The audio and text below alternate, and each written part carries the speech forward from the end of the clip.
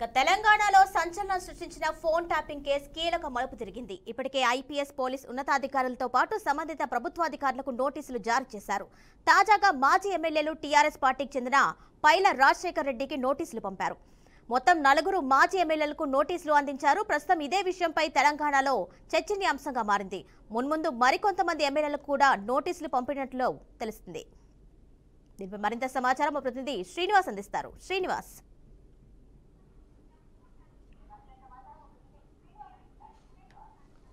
Good evening Kiranmay. తెలంగాణలోని సంబంధించినటువంటి phone tapping కేసులోనే ఒక సంచలనాత్మకమైన మార్పులు జరుగుతుంది. ఈ విషయాన్ని చూసినట్లయితే బీఆర్ఎస్ మాజీ ఎమ్మెల్యేలు కావచ్చు, మాజీ మంత్రులు కావచ్చు, ఒక్కసారిగా తెలంగాణలోని కలవరం చెందుతున్నటువంటి పరిస్థితి. ఫోన్ ట్యాపింగ్ కేసు ఎక్కడి వరకు మలుపు తిరుగుతుంది? మొన్నటి వరకు జరిగినటువంటి phone tapping case IAS officers కాదు, ఐపీఎస్ ఆఫీసర్స్ తో సంబంధించిన అధికారులకు కూడా నోటీసులు వచ్చినాయి. దీనికి సంబంధించి ఇప్పటికే వారి మీద దర్యాప్తు కూడా కొనసాగుతుంది.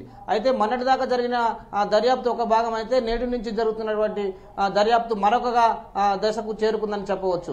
ప్రధానంగా చూసినట్లయితే తెలంగాణ వ్యాప్తంగా ఉన్నటువంటి బీఆర్ఎస్ మాజీ ఎమ్మెల్యేలకు ఇప్పటికే 4 నోటీసులు అందడం జరిగింది. అందులో ప్రధానంగా చూసినట్లయితే ఉమ్మడి నల్గొండ జిల్లా చూసినట్లయితే భువనగిరి పార్లమెంట్ పరిధిలో ఉన్నటువంటి 2 అసెంబ్లీ నియోజకవర్గాలకు సంబంధించి చూసినట్లయితే నగరకల్లు, ఇట్లా భువనగిరి పార్లమెంట్ పరిధిలో ఉన్నటువంటి భువనగిరి శాసనసభ్యులు, మాజీ శాసనసభ్యులకు కూడా నోటీసులు జారీ చేయడం జరిగింది.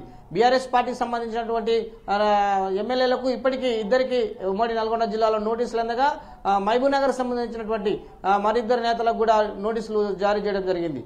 ఈ విధంగా చూసినట్లయితే తెలంగాణలోని బీఆర్ఎస్ పార్టీకి సంబంధించినటువంటి మాజీ ఎమ్మెల్యేలే కాకుండా మాజీ మంత్రులకు కూడా ఒక దడ పుట్టిస్తుందని చెప్పవచ్చు. పూర్తిగాను తెలంగాణ వ్యాప్తంగా ఒక చర్చ కూడా జరుగుతున్నటువంటి పరిస్థితి. గతంలోని ఫోన్ ట్యాపింగ్ కేసుతోని 9 సంవత్సరాలు జరిగినటువంటి అనేక అవకతవకల్ని నూతన ప్రభుత్వం ఏర్పడిన తర్వాత దాని మీద సిట్టును జారీ చేయడం జరిగింది. దర్యాప్తు సంస్థ కూడా కొనసాగుతున్నటువంటి పరిస్థితి. తెలంగాణలో జరిగినటువంటి ఫోన్ ట్యాపింగ్ కేసు రాష్ట్ర వ్యాప్తంగా కాకుండా దేశంలోని ఒక సంచలనాత్మకమైనటువంటి చర్చ కూడా జరుగుతున్నటువంటి పరిస్థితి. మొన్నటిదాకా రాష్ట్రంలో ఉన్నటువంటి ఫోన్ ట్యాపింగ్ కేసు ఢిల్లీ సంబంధించిన పెద్దల దగ్గరికి చేరినటువంటి పరిస్థితి. వివిధ పార్టీల నాయకులు సంబంధించినటువంటి విషయాలు కూడా ఢిల్లీ పెద్దలు చర్చ కూడా జరుగుతున్నటువంటి పరిస్థితి. తెలంగాణలో ఇచ్చినటువంటి మాజీ శాసనసభ్యులకు, ప్రజాప్రతినిధులకు ఇచ్చినటువంటి నోటీసులు 4 కాదు, మరికొంతమంది అధికారులు కూడా ఉన్నట్లు కూడా సంబంధించినటువంటి కమిటీ కూడా చెప్తున్నటువంటి పరిస్థితి. ఇదే విషయం ఇట్లా కొనసాగినట్లయితే తెలంగాణలోని గతంలో బీఆర్ఎస్ పార్టీలో కొనసాగినటువంటి మంత్రులు, ప్రజాప్రతినిధులు ఒక్కసారిగా ఉలిక్కిపడ్డటువంటి పరిస్థితి. తెలంగాణలోని ప్రజాప్రతినిధులు చేయాల్సినటువంటి విధి విధానాలకు అనుగుణంగా చేయకుండా, అనుమతి లేకుండా మరొకరి ఫోన్ ట్యాపింగ్ చేసి వారిని ఇబ్బందులకు గురి చేశారు. అనేక మంది ఎంప్లాయీస్ కూడా ఫిర్యాదు చేసినటువంటి పరిస్థితి. సిట్టు దర్యాప్తు చేస్తున్న క్రమంలోనే అనేక మంది ఎంప్లాయీస్ సంబంధించిన కుటుంబాల ఫోన్ నెంబర్ తీసుకొని వారిని వేధించారనేది కూడా గతంలో డీఎస్పీ క్యాడర్లు ఉన్నటువంటి వారికి కూడా నోటీసులు జారీ చేయడం జరిగింది.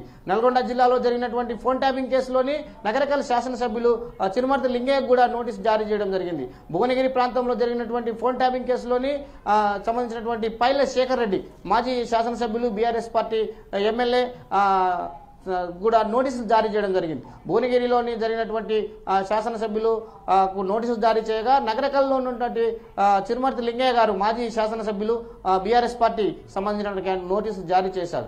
రాష్ట్రంలోని సంచలనం సృష్టిస్తున్నటువంటి 4 బీఆర్ఎస్ శాసనసభ సంబంధించినటువంటి ఎమ్మెల్యేలకు నోటీసులు జారీ చేయడం మంత్రుల్లో కూడా కలవరం చెందుతుందని చెప్పవచ్చు.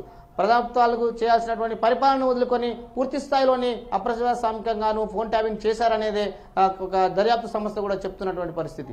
ఈ దర్యాప్తులోని ఎవరిమైనా వదిలేదు లేదు, ఎట్లాంటి హోదాలో ఉన్నా కూడా వారిని వదలమని కూడా దర్యాప్తు సంస్థ ఇప్పటికే సంస్థ ద్వారా ప్రకటన కూడా జారీ చేసింది.